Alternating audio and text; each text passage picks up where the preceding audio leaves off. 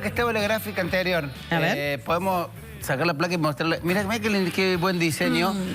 Está bueno esto, che. Todos los alimentos, mira, para arriba, ya lo vamos a estar viendo. No estamos tirando manteca al techo, Roberto, ¿eh? Hay algunas cositas medias caras, ¿no? Sí. Este chuletón acá, el pescadito. El pescado va como sin rumbo. Salmón. No, ese El que está quesito, abajo ni te de cuento. la caja de leche, Roberto. El pan también. Ese quesito. El queso. La naranja ahí tenés. ¿Cómo se llama el pan? El baguette, que es mucho más baguette. caro que el otro. Está carito. Bueno, vamos a los datos que se conocían ayer en Córdoba de la inflación del mes de abril, 6,52%. A nivel nacional se especula que va a estar por encima del 7%. Hay siempre alguna diferencia ahí de un punto, medio punto, pero más o menos está ahí. Implica un pequeño freno en una situación de inflación muy, muy alta, ¿no? Y con una inflación interanual del 100% en Córdoba. En la nacional la vamos a conocer viernes a la tarde, a las primeras horas de la tarde. Bueno, el siguiente dato que tenemos es la composición de Córdoba respecto a que esta es la clave. Bueno, ahí nos vamos a quedar en alimentos y bebidas. Lo decimos todos los meses, alimentos, indumentaria, las cuestiones esenciales, uno puede, el resto, equipamiento del hogar, bueno, salud también obviamente es un elemento clave, pero vos sin comer y sin vestirte no podés salir de tu casa. No, no podés. Y ahí en el tema de la comida, que es lo que vos decías temprano y que vemos en la placa siguiente. Que eso es un promedio. Sí, que sí. ese 8 es un promedio, porque hay algunos productos que te aumentan muchísimo más de ese 8%.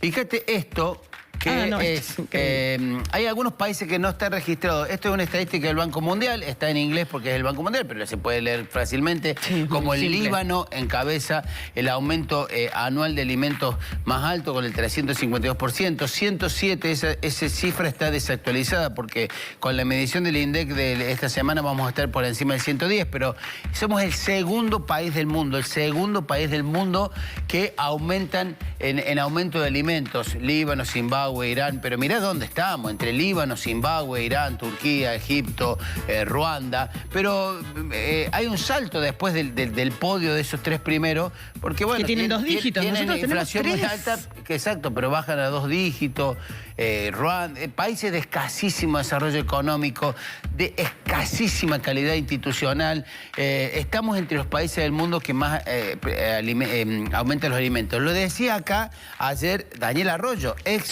ministro de Desarrollo Social de este gobierno, legislador, diputado nacional de este gobierno, planteando el tema de la gravedad que implica que los alimentos sean inaccesibles para la población. ¿Por qué?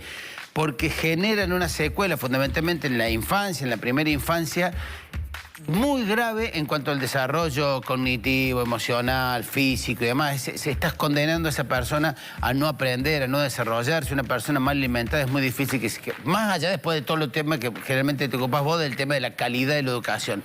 Pero antes que ese chico llegue a esa escuela vacía de contenido, vacía de todo, llega desnutrido, sin la capacidad de poder aprender. Y ahí es donde empezamos a darnos cuenta, o deberíamos, que todo está conectado. Ese niño que no tiene la alimentación que corresponde, que no puede acceder a la educación de calidad, que no tiene futuro, vos recién dijiste, los condenamos a que no tengan futuro, esos niños crecen.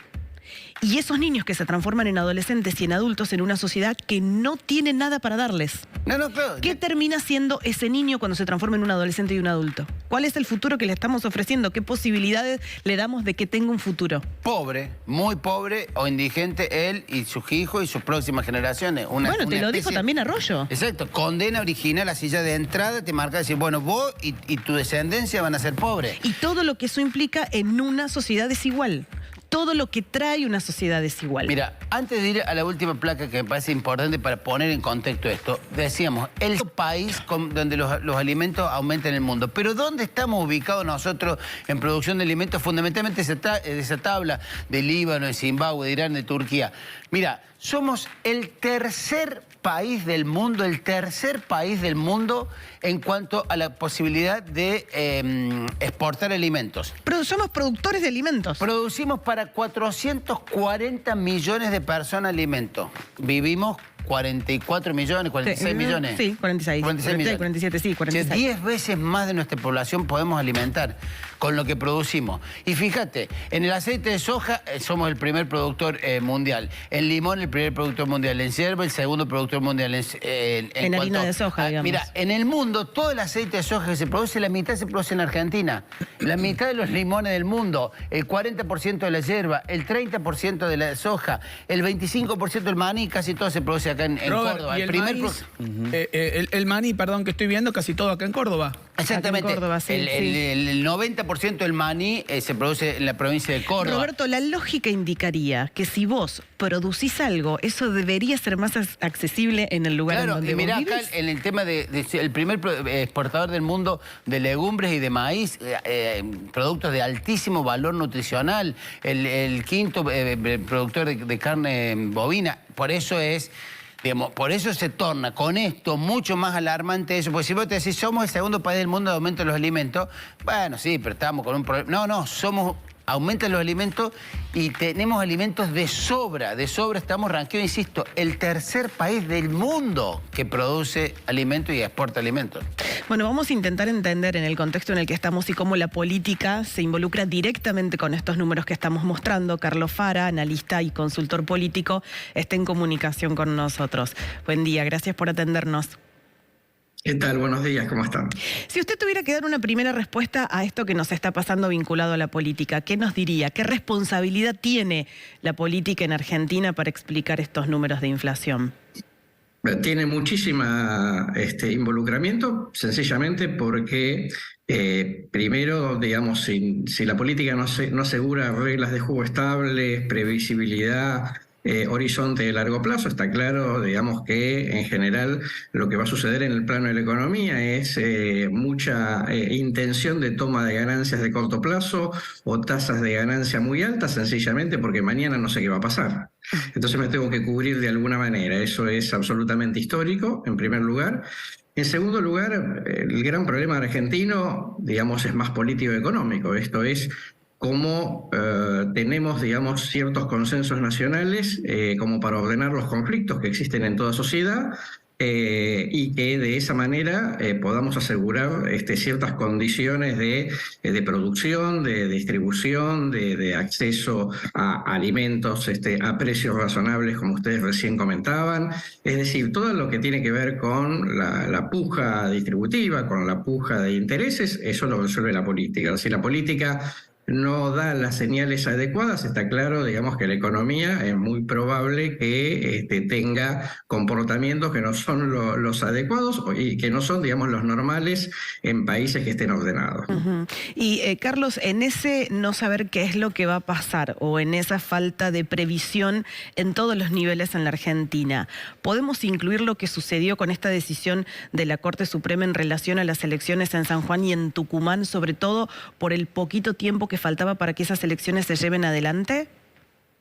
Bueno, definitivamente eran dos situaciones que todo el mundo sabía que se podían venir si es que la Corte quería tomar una decisión.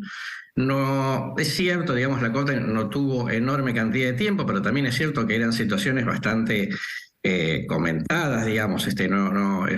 Entendamos que esto no depende exclusivamente de que el juez abra una carpeta, sino que hay todo un equipo detrás de cada juez analizando las distintas cuestiones. Es cierto que se necesitaba alguna opinión en el medio como para poder fallar, pero bueno, finalmente lo que hizo en realidad la Corte hasta acá fue atender las cautelares, esto es, dar lugar a que la situación se frene hasta que se tome una decisión de fondo. Esa decisión de fondo todavía no se tomó, pero está claro que, digamos, la enorme mayoría de los juristas coinciden en que eran dos situaciones que no correspondía, pero es absolutamente cierto, digamos, también que estamos en una situación en la cual la Corte recibe una cantidad de causas enormes sobre cosas que no deberían haber llegado a la Corte, sencillamente porque no deberían haber pasado. ¿Okay? Entonces, desde ese punto de vista, digo, la Corte no tuvo el timing, digamos, como para resolver situaciones que son complicadas, pero definitivamente también es cierto que la política sobrecarga a la Corte con una cantidad de conflictos que, bueno, creo que lo dijo hace un par de días el propio presidente de la Corte. Hay muchas cosas que no deberían llegar a la Corte, sino que se deberían resolver en otras instancias. Y en ese sentido, el hecho de que estemos entrando ya de lleno en el calendario electoral previsto para la renovación presidencial, esta etapa electoral, si uno tiene en cuenta los conflictos institucionales planteados claramente entre un gobierno, lo escuchábamos ayer en cadena al presidente, enfrentarse a la Corte, más esta situación que describíamos al comienzo de cierta inestabilidad o marcada inestabilidad en realidad económica, ¿las elecciones pueden agudizar estas situaciones institucionales y económicas o ser un elemento ordenador? No, la situación económica claramente lo que está haciendo es disparar una aceleración de la conflictividad política, ¿no? Definitivamente. En el oficialismo, porque se confirma cada vez más la hipótesis de que puede perder la elección presidencial, y en la oposición porque desata una carrera más aguda por una elección que, en el caso de Juntos por el Cambio, ve más probable un triunfo en este año presidencial. De manera que yo creo que los dos dinámicas, la política y la económica, lamentablemente se están acelerando, y por eso yo creo que los próximos 3 meses de acá a las PASO, campaña de por medio, vamos a ver un escenario de mayor agudización de conflicto, no de mayor calma. Le decía la expectativa que tiene Juntos por el Cambio. ¿Lo fortalece o lo perjudica el hecho de tener 2 precandidaturas presidenciales fuertes como la de Bullrich y Larreta? Bueno, en principio, digamos, lo tiene que fortalecer porque es un debate interno, atrae, digamos, la atracción de la opinión pública, atrae, digamos, también la atención mediática, y es un método, digamos, absolutamente democrático donde cualquiera puede participar. Por supuesto, ahora la cuestión es cómo eso se ordena lo suficiente públicamente como para que no quede la percepción de que es una coalición excesivamente conflictiva y que eso le agregue incertidumbre respecto de lo que puede pasar en la Argentina en términos políticos y, por supuesto, en términos económicos también. ¿Y el factor Milei qué grado de incidencia puede llegar a tener en todo este proceso? Y muchísimo, porque primero es un fenómeno, digamos, que ha crecido constantemente desde la elección legislativa de 2021. No es ya solamente una amenaza para Juntos por el Cambio, también es una amenaza para el Frente de Todos, porque está obteniendo votos de clase media baja y baja en bastiones peronistas. Luego porque también, al ser un fenómeno con muchas características novedosas, por lo menos para la historia argentina de estos últimos 40 años, es un desafío, en donde ninguna de las dos grandes coaliciones sabe muy bien cómo manejarlo, pero particularmente Juntos por el Cambio, porque se suponía que Juntos era el gran adversario, ¿no? la gran oposición, y al entrar con tanta fuerza el fenómeno Milei, también confunde a las otras coaliciones y los desordena en sus decisiones estratégicas. Todo está por definirse en la Argentina, todavía tenemos mucho para analizar de aquí en adelante y todo puede pasar, ¿no? Creo que esa es un poco la premisa. Lamentablemente, esto que empezamos hablando de la falta de previsibilidad nos pasa también en estas cuestiones. Así que gracias por ayudarnos a entender un poquito más. No, por favor, que tengan lindo día.